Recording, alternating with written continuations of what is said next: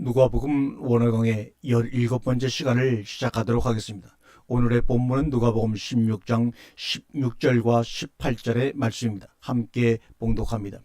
율법과 선지자는 요한의 때까지요. 그 후부터는 하나님 나라의 복음이 전파되어 사람마다 그리로 침입하느니라. 그러나 율법의 환핵이 떨어짐보다 천지에 없어짐이 쉬우리라. 무릇 버려온 이에게 장가드는 자도 가늠하니라.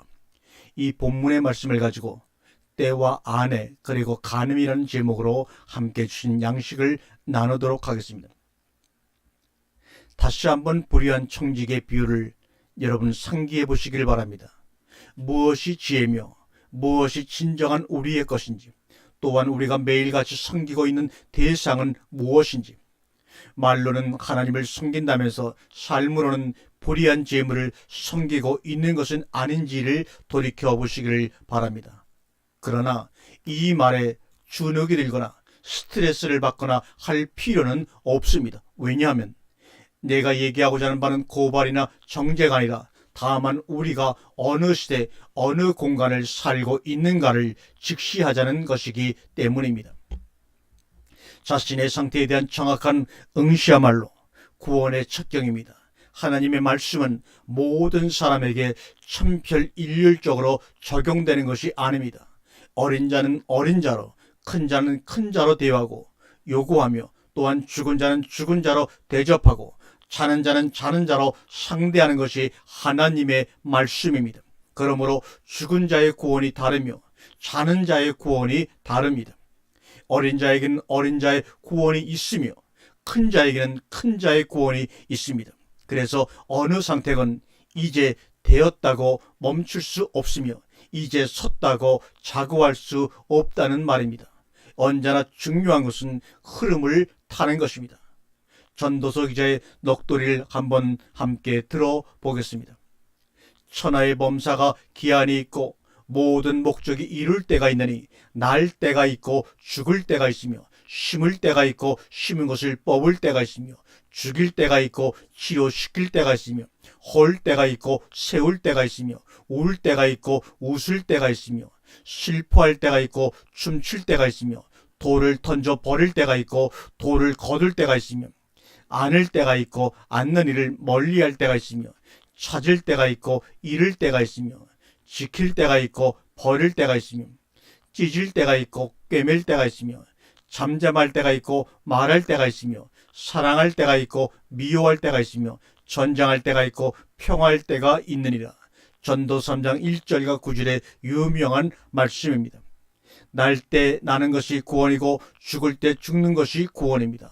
역시 지킬 때 지키는 것이 구원이며 버릴 때 버리는 것이 구원입니다. 교회라는 것도 마찬가지입니다. 교회도 세울 때가 있으면 헐 때가 있습니다. 그것이 아무리 하나님의 교회라고 하더라도 헐 때는 허는 것이 구원이며 세울 때는 세우는 것이 구원입니다. 물론 이처럼 옛 것을 허무는 것은 새 것을 세우기 위함이고, 잠잠한 때를 보내는 것은 장차 말할 때를 기다리며, 오늘 전쟁하는 것은 내일 합평하고자 함입니다. 사람들의 병은 항상 하나님이 세워두신 자신의 때를 놓친다는 점입니다. 그래서 사람들은 금식해야 할 때 먹고 마시며 오히려 먹고 마셔야 할 때에는 금식을 한다고 야단입니다. 모여야 할 때는 흩어지며 흩어져야 할 때 모이는 것도 마찬가지입니다. 중요한 것은 모임이나 금식이 아니라 지금이 과연 모일 때며 지금이 정말 금식할 때냐 하는 점입니다. 전쟁과 평화는 그것 자체로는 좋은 것도 아니며 선한 것도 아닙니다. 전쟁해야 할 때는 전쟁하는 것이 선이며 평화롭게 지내야 할 때는 또한 평화롭게 지내는 것이 선입니다. 오늘 누가복음 본문에서 예수님께서 말씀하시는 율법과 선지자 그리고 하나님 나라의 관계성도 이와 같은 것입니다. 16절을 봅니다. 율법과 선지자는 요한의 때까지요. 그 후부터는 하나님 나라의 복음이 전파되어 사람마다 그리로 침입하느니라. 우리가 오늘 시간 분명히 기억해야 할 것은 율법과 선지자의 역할이 요한의 때까지라는 사실입니다. 즉 율법이라는 것은 사람을 한평생 내내 주관하는 것이 아니라 요한의 때를 지나게 되면 더 이상 그를 주장하지 않는다는 말입니다. 그러므로 아직 요한의 때를 지나지 않은 사람은 율법을 한 획도 버리지 않고 온전히 지키는 것이 그의 구원이며, 그러나 요한의 때는 인류 역사의 시간표 위에 찍혀있는 어떤 점을 지칭하는 역사적인 시간으로 2000년 전에 왔다 간 세례 요한과는 아무런 상관이 없습니다. 2000년 전의 세례 요한은 다만 상징이며 그림자일 뿐입니다. 그러면 우리들 각자의 신앙생활이 요한의 때를 지났는지 아니면 아직 지나지 않았는지를 어떻게 알 수 있을까요? 예수님의 말씀으로라면 16절에 보는 대로 우리가 하나님의 나라를 향하여 침노에 들어가는 삶이 있느냐 없느냐 하는 점입니다. 즉 우리가 하나님의 나라로 침노에 들어가는 삶을 살고 있다면 우리는 요한의 때를 지나는 것이고, 이런 삶이 없다면 우리는 아직 요한의 때를 지나지 못한 것입니다. 여호수 하나님의 나라는 나라에 상대되는 개념은 세상 나라인데, 불의한 청지기 부에서 나타나는 두 주인이란 곧 두 나라이기도 합니다. 그러므로 우리는 이 두 나라를 동시에 가질 수가 없으며, 하나밖에 없는 우리의 몸으로는 어느 쪽이든 한쪽으로만 침노할 수 있는데, 우리가 하나님의 나라를 향하여 침노해 가고 있다면 이 경우는 반드시 세상 나라를 등지고 사는 것입니다. 우리는 요한의 때를 지나는 것입니다. 하지만 우리가 제 아무리 하나님을 믿는다고 하더라도 우리의 삶이 아직 세상을 향한 침노에 머물러 있다면 우리는 아직 요한의 때를 지나지 못했으며, 따라서 아직 율법 아래서 율법의 요구를 이루는 삶을 살고 있는 것입니다. 실제로 요한의 때를 지나는 경험을 한 사람도 그가 구체적으로 천국을 향한 침노의 삶을 살지 아니하면 결국 다시금 율법 아래에 매여 율법의 요구에 붙잡힐 수밖에 없다는 점을 우리는 지난 시간에 말씀드렸습니다. 즉 세상과 율법은 컴퓨터의 하드웨어와 소프트웨어의 간격에 있기 때문에 세상에 없는 율법은 무의미하고, 또한 율법이 없는 세상은 존재할 수가 없다는 말입니다. 더군다나 오늘 같은 세상에서 율법이 없다면, 법이 없다면 어떻게 되겠습니까? 세상은 그야말로 단 하루도 견디지 못하고 무너져 내릴 것입니다.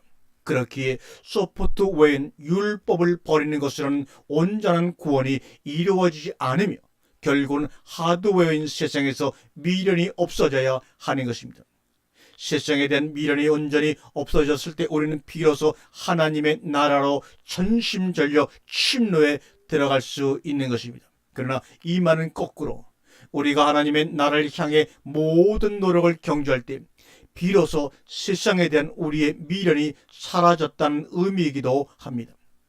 유대인들이 세례 요한의 세례를 받기 위해서는 반드시 광야로 나가야 했던 바, 이 광야는 무너져 내린 세상의 별명이며 인간들의 육신적인 능력이 맥을 추지 못하고 오직 하나님의 도움에 의해서만 연명이 가능한 은혜의 공간이 바로 광야였던 셈입니다.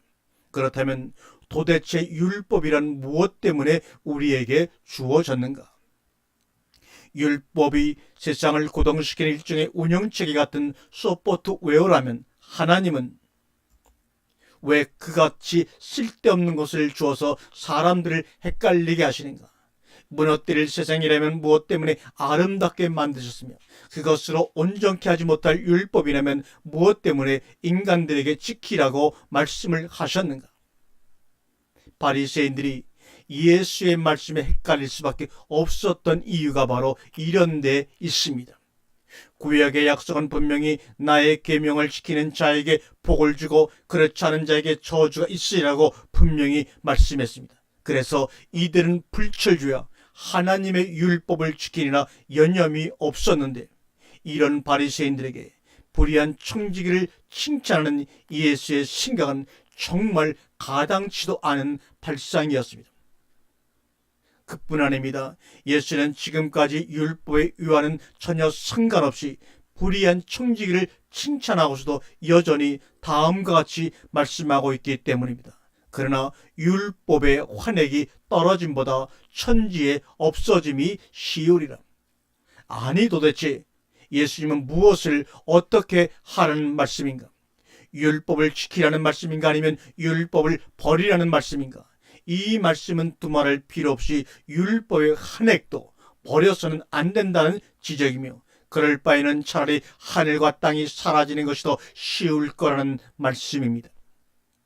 그러나 우리는 분명히 누가복음 15장을 통하여 우리의 육신적인 노력이나 율법적인 행위가 우리를 하나님 앞에 의롭게 만들지 못한다는 사실을 똑똑히 본 바 있습니다. 그래서 누가복음 15장에서는 아버지를 섬겨 명을 어김이 없었던 큰아들이 아버지 앞에 의인으로 선 것이 아니고, 비록 아버지의 말씀이라고는 단 한 구절도 지킨 적이 없었지만 아버지의 은혜로 말미암아 둘째 아들이 먼저 아버지 앞에 의로워졌던 것입니다. 그렇다면 율법의 환액이 떨어짐보다 천지의 없어짐이 쉬우리란 이 말씀은 도대체 누구를 향하여 하는 말씀인가? 바리새인들이야말로 율법이 한 획이라도 떨어질세라 전전긍긍하며 신앙생활했던 사람들이지 않는가 말입니다. 예수의 말씀은 이처럼 상식적인 생각으로는 언제나 앞뒤가 맞지 않는 모순투성입니다. 율법으로는 절대로 의로워질 수 없다는 얘기를 한 게 불과 30분도 지나지 않았는데 천연덕스럽게, 그러나 율법의 환액이 떨어짐보다 천지의 없어짐이 쉬우리라고 하고 있으니 말입니다. 그러나 이 모순으로 보이는 것은 우리가 그만큼 말세적인 신앙생활을 하고 있다는 반증입니다. 율법으로는 절대로 의로워질 수 없다는 말도 진리이지만 율법의 1.1획도 떨어지지 않으리라는 말씀도 진리입니다. 어찌하여 그런가? 이것은 그동안 여러 부분들을 통하여 여러 가지 모양으로 얘기를 해왔던 내용이지만, 그럼에도 불구하고 이런 말을 계속하는 것은 사람들이 의외로 많이 율법의 기능에 대하여 오해하기 때문입니다. 다시 한번 분명히 말씀드리는 것은 율법은 그것으로 우리의 죄를 깨닫게 하는 것이라는 점입니다. 즉 율법은 그 1.1획이 모두 우리의 죄를 깨닫게 하는 것이라는 점입니다. 즉 율법은 그 1.1획이 모두 우리의 죄를 지적하는 것이지 결코 우리더러 행하여 지키라는 게 아니란 말입니다. 바리새인들이 율법을 지키지 않는 자들을 정죄하면서도 마음이 편할 수 있었던 그 저변에는 자기들은 율법을 잘 지키는 사람이라는 생각이 자리 잡고 있었는데, 이 생각이야말로 율법의 1점을 버린 데 기인하며 하나님의 말씀을 적당히 인간적으로 해석하여 이 정도만 하면 하고 넘어간 데 기인하는 것입니다. 이런 양상은 오늘날도 마찬가지입니다. 하나님의 말씀은 내 이웃을 내 몸과 같이 사랑하라야지, 내 이웃을 내 자동차처럼 사랑하라는 말씀이 아닙니다. 그러나 사람들은 자기 이웃을 자기 자동차만큼도 사랑하지 못하면서 그래도 우리가 우리 이웃을 사랑해야 되지 않느냐고 우기내고 있는데 정말 그렇습니다. 그 말이 100번이고 지당한 말씀입니다.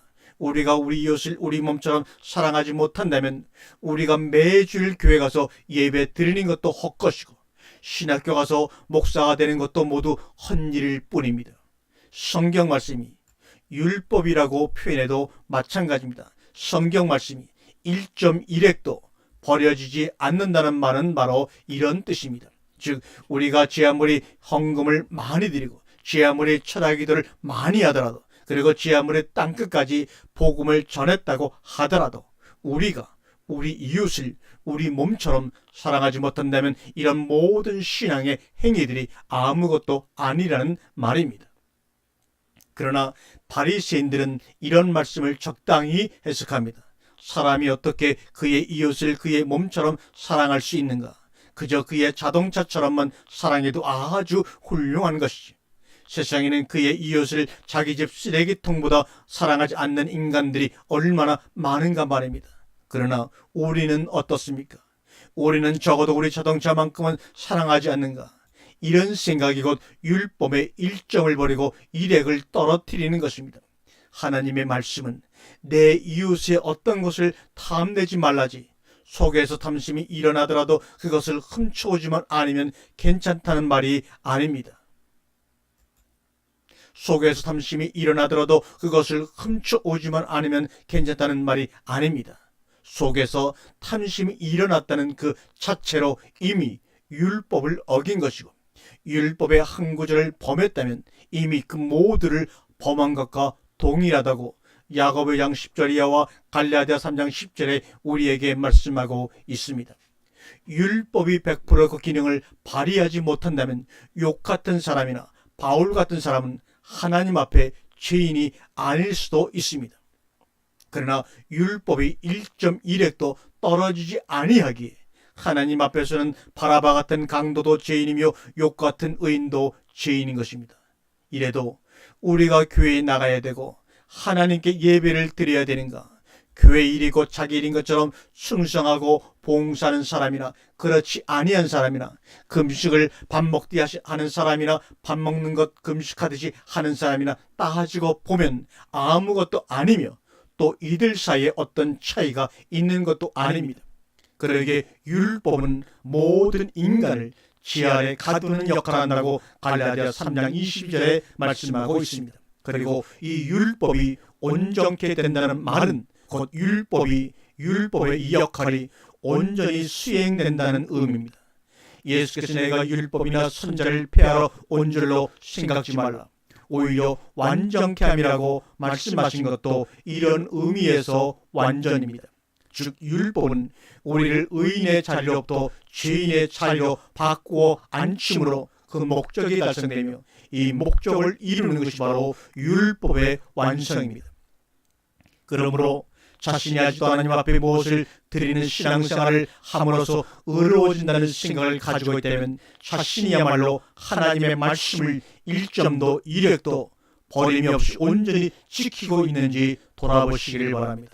특히 하늘에 계신 너희 아버지의 온전하신 같이 너희도 온전하라 는 주님의 말씀이나, 오직 너희를 부르신 거룩한 자처럼 너희도 거룩할지니어다 하셨느니란 베드로 사도의 지적 앞에 허리를 동이고 과연 우리가 똑바로 설 수 있을까 고민해 보시기 바랍니다. 말씀이 우리에게 율법적으로 적용되면 그 말씀을 우리를 죽이는 사역을 합니다. 왜냐하면 이 경우에는 사람이 살아있기 때문입니다. 자기 의가 살아있는 사람은 죽어야 하고, 이게 이 사람의 구원이며 이 사역을 담당하는 일꾼이 옛 언약의 일꾼 곧 돌에 써서 새긴 죽게 하는 문의 직분입니다.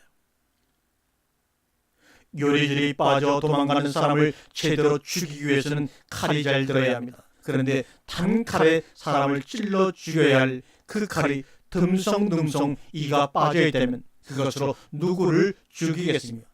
그러니 그것으로 무슨 일을 할 수가 있겠습니까? 예수께서 말씀하신 율법과 선자는 바로 이런 칼입니다. 하나님이 이스라엘을 죽이기 위해 보내신 하나님의 칼. 그러나 인간들은 이 칼의 일을 무수히 빼버리고 칼날을 녹슬게 함으로 그 칼에 맞고도 죽지 않으며 이렇게 죽지 않은 것을 가지고 마치 자기가 하나님 앞에 제대로 살았기 때문에 그냥 자랑을 합니다. 세례 요한은 이런 면에서 하나님의 마지막 칼입니다. 세례 요한의 사역에 대한 예수의 다음 말씀을 잘 생각해 보시기를 바랍니다. 또 가라사대 이 세대의 사람을 무엇으로 비유할꼬, 무엇과 같은고, 비유컨대 아이들이 장터에 앉아 서로 불러 가로되 우리가 너희를 행하여 피리를 불어도 너희가 춤추지 않고 우리가 애곡하여도 너희가 울지 아니하였도다 함과 같도다. 세례 요한이 와서 떡도 먹지 아니하며 포도주도 마시지 아니하며 너희 말이 귀신 들렸다 하더니 인자는 와서 먹고 마시며 너희 말이 보라 먹기를 탐하고 포도주를 즐기는 사람이요 세리와 죄인의 친구로다니. 누가복음 7장 31절 이하의 말씀입니다. 32절은 비유며 33절과 34절은 바로 그 해석입니다. 즉 세례 요한이 와서 먹지도 아니하고 즉 금식하고 포도주도 마시지 아니한 삶은 하나님 앞에 분명 경건한 모습입니다. 이 세대를 향하여 피리 부는 피리이고 인자가 와서 먹고 마신 삶은 하나님 앞에 개판치는 삶이고 그야말로 세리와 죄인의 친구다. 이 세대를 향한 애곡입니다. 이 관계성에 대해서는 후에 여러분과 함께 나누는 시간이 있을 줄 압니다. 그러나 문제는 그 세대 사람들이 요한의 삶도 따라 살지 않고 예수의 삶도 따라 살지 않았다는 점입니다. 요한이 금식하며 경건한 삶을 살아 유대인들에게 신앙의 본을 보였더니 이것이 곧 유대인들의 율법적인 삶을 더욱더 복돋우는 피해가 되었고 그들의 반응은 귀신 들렸다는 것이고 예수는 금식도 아니하고 표면적인 경건의 모습도 유지하지 아니했더니 그들을 향하여 하는 말이 세상적인 인간이고 죄인의 친구라는 것입니다. 이게 바로 우리 인간들의 모습입니다. 100점을 맞은 사람 앞에서는 우리가 어떻게 100점을 맞을 수 있느냐고 도망가고 30점을 맞은 사람들 앞에서는 그것도 뭐냐고 비양덩대며 조롱합니다. 그러나 분명히 밝혀드리지만 하나님의 요구는 언제나 100점입니다. 율법을 지킴에 있어 100점이 아니면 0점이나 다를 게 하나도 없다는 말입니다. 그리고 99점 이하에게 내리는 벌은 사망이고 그러므로 아직 안식일을 지키는 개념으로 주일날 교회에 나가 예배를 드리는 사람이 있다면 그는 지금까지 단 한 번이라도 주일을 빼먹은 적이 없어야 하고 또 앞으로도 영원히 그런 일이 없어야 합니다. 이 말 앞에서 진정 당당할 수 있다면 나는 그에게 존경과 감탄을 보낼 것이며 아울러 우리가 율법의 행위를 통해서도 의로워질 수 있다고 성경을 고쳐 쓰는 작업에 앞장설 것입니다. 그러나 단 한 번이라도 안식일을 어긴 적이 있거든 2번 다시 안식일을 지켜야 한다고 주장하지 말 일입니다. 그런 주장을 하기에 앞서 하나님의 율법을 어긴 잘못으로 사망 아래서 오도 가도 못하는 자신을 바라보아야 합니다. 율법은 결국 사람을 사망 아래 가두는 것이라는 사실을 진정으로 보는 때가 곧 요한의 때의 절정입니다. 역사적으로 세례 요한이 골백번 왔다 가더라도 이 사실을 바로 보지 못하고 또 실제적으로 이런 삶을 살지 아니하면 즉 율법에게 죽임을 당하지 아니하면 아무런 의미가 없습니다. 율법 아래 있을 때는 철저하게 율법적이어야 합니다. 율법 아래 있을 때 철저히 율법적이지 않은 사람은 하나님의 나라를 침노하는 일에 있어서 오로지 매진할 수 없는 사람입니다. 그때가 어느 때이든 자기 때에 참으로 진지한 사람만이 자기 구원의 길을 가고 있는 사람입니다. 이런 흐름에서 약간 엉뚱하게 보이기도 하는 예수의 다음 말씀은 이런 때를 염두에 두고 보아야 제대로 이해가 되는 말씀입니다. 함께 읽습니다. 무릇 그 아내를 버리고 다른 데 장가드는 자도 간음하며 무릇 버려온 이에게 장가드는 자도 간음함이니라. 이 말씀은 아내나 간음의 영적인 의미에만 집착해서는 안 되는 말씀입니다. 오히려 불의한 청지기 비유로부터 두 주인의 일은 전체적인 흐름에서 이 말씀이 도대체 왜 나왔느냐를 생각해야 합니다. 사람은 누구나 사람 앞에 높임을 받기 원하는 속성을 지니고 있습니다. 그러나 때가 오면 그것이 곧 하나님 앞에서 미움을 받는 것이라는 사실을 알게 됩니다. 이와 마찬가지로 사람은 누구나 그가 죽지 않고 계속 산다면 죄물을 향하여 달려가는 시점이 있는가 하면 하나님의 나라를 향하여 달려가는 시점이 있으며 역시 율법으로 사는 시절이 있는가 하면 은혜로 말미암아 살아가는 시절이 있습니다. 요한의 때를 지나 하나님 나라를 향해 침노하는 삶을 살지 아니하는 사람은 아직도 그가 율법 아래 있다는 증거이며 이런 사람이 그냥 율법만 버리는 것 이것이 곧 간음입니다.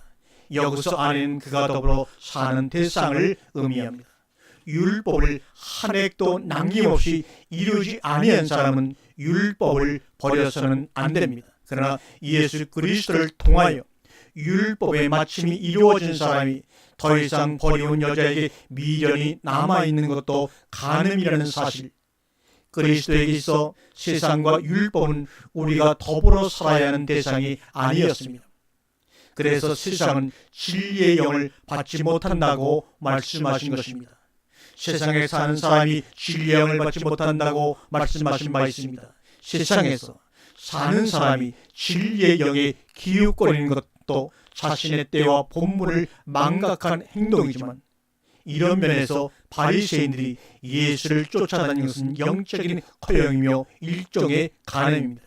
바리새인들은 오히려 세례 요한 밑에서 좀 더 율법에 철저해질 필요가 있습니다. 그러나 하나님의 은혜로 값없이 의롭다함을 얻고 이제 나타나는 세상을 버리고 보이지 아니하는 하나님의 나라를 향하여 신나는 삶을 살아야 할 사람들이 그리스도에 의하여 버려진 여자에게 장가를 가는 것이야말로 번지수를 전혀 잘못 짚은 것이 윤리, 도덕적, 율법적인 잔재가 아직 자기 속에서 분명히 정리되지 않은 사람은 율법을 버려서도 안 되고 세상을 버려서도 안 됩니다.